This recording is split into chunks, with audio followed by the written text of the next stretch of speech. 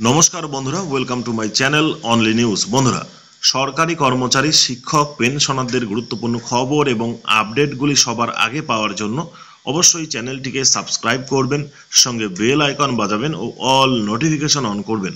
বন্ধুরা, এই মুহূর্তে খুব গুরুত্বপূর্ণ খবর রাজ্যের সরকারি কর্মচারী, শিক্ষক, পেনশনারদের জন্য। কেন্দ্রীয় সরকারি কর্মচারীদের জন্য রয়েছে বিরাট বড় সুখবর। ফের ডিএ ঘোষণা করতে চলেছে কেন্দ্র সরকার। জুলাই মাসেই 4 থেকে 5% আবার 6% হতে পারে ডিএ ঘোষণা করবে কেন্দ্র সরকার।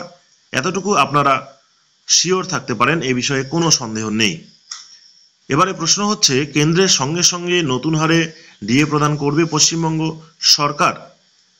কেন্দ্রীয় হারে কেন্দ্রের সঙ্গে সঙ্গে অনেক রাজ্যই কিন্তু নতুন হারে ডিএ ঘোষণা করবে। সেক্ষেত্রে 2-1% এদিক ওদিক হতে পারে, তবে কেন্দ্রের সঙ্গে সমানভাবে ডিএ প্রদান করে আসছে অনেক রাজ্য সরকার। সেক্ষেত্রে কেন্দ্রের নতুন ডিএ অর্ডার জারি হওয়ার সঙ্গে সঙ্গেই কিন্তু অনেক রাজ্য থেকে নতুন ডিএর অর্ডার জারি হবে, তাদের ডিএ বৃদ্ধি হবে রাজ্যের সরকারি কর্মচারীদের। এবারে প্রশ্ন হচ্ছে, পশ্চিমবঙ্গে ডিএ মামলার শুনানি রয়েছে। পশ্চিমবঙ্গের ডিএ মামলার শুনানি রয়েছে সুপ্রিম কোর্টে 15 জুলাই। এর আগে রাজ্য সরকার ডিএ ঘোষণা করতে পারে, মুখ্যমন্ত্রী মমতা বন্দ্যোপাধ্যায় নিজেই ডিএ ঘোষণা করতে পারে পশ্চিমবঙ্গের রাজ্যের সরকারি কর্মচারীদের জন্য। এমনটা জল্পনা কিন্তু ইতিমধ্যেই শুরু হয়েছে, কারণ এবারে সুপ্রিম কোর্টে ডিএ মামলার শুনানি হবেই, আর তারিখ পিছানোর কোনো সম্ভাবনা নেই।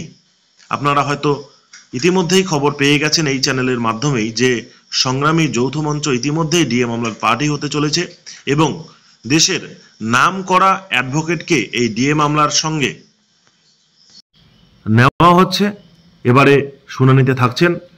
এখনো পর্যন্ত ঠিক হয়নি, তবে সুপ্রিম কোর্টের নাম করা বড় ধরনের উকিল বা অ্যাডভোকেট যাই বলি না কেন, হিয়ারিংয়ে কিন্তু উপস্থিত থাকবেন। সেক্ষেত্রে ডিএ মামলার শুনানির পিছানোর সম্ভাবনা খুব কম। তাই রাজ্য সরকার অন্তত পক্ষে 4 থেকে 5% ডিএ ঘোষণা করতে পারে, এমনটাই যা বিভিন্ন সূত্র মারফত খবর পাওয়া যাচ্ছে। কারণ যে রাজ্য সরকার যাতে সুপ্রিম কোর্টে এতটুকু স্বস্তি পেতে পারে এই কথা বলে যে আমরা যথাসম্ভব চেষ্টা করছি, ইতিমধ্যেই আমরা এ মাসের মধ্যেই আমরা 4% বা 5% ডিএ ঘোষণা করব বা ডিএ ঘোষণা করেছি।